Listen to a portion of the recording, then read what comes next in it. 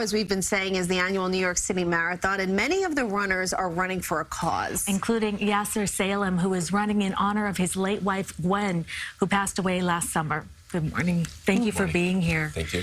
Tell us about Gwen. Well, Gwen was a singer, a musician, and an artist, and she also ran marathons with me. Back in 2008, she was diagnosed with a brain tumor, and we set a goal to do the New York City Marathon 2 years later. And since then, we ran the marathon every year, and this year will be the first year that I've run it without her because she passed away from lung cancer this year.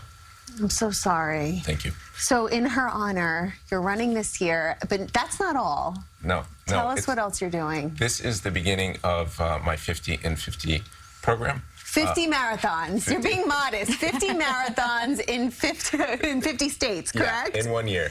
In 1 year. Yeah. So I put together a foundation in Gwen's honor. I mean, Gwen and I had 11 wonderful years together, and the goal of the foundation is to let people know that even though you get lung cancer, you get brain tumor, we can help you live a thriving life just like Gwen did.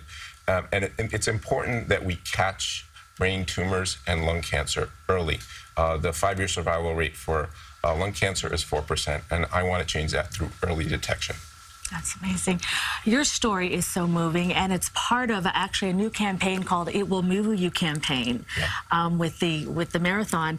It's 26 different people with 26 stories that really touch the heart. Tell us about the campaign.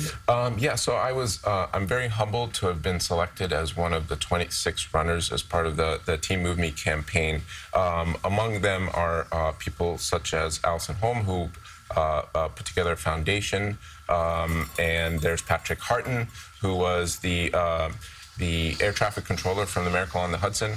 So I'm amongst people who, it's really humbling to be a part of that group. And you're also a former competitive eater. Yeah. You would never think that looking at him. Yeah. But I was looking at your website, 10-time Tour de Donut champion. Yeah. It's true. So so Gwen inspired me to not just strive for things that were serious, like running marathons. And in her case, she became, she went to NYU and then got accepted to Columbia and had written an album that we just released this week for her in her honor. She was really excited about releasing it. And she also inspired me to learn how to swim and become a triathlete.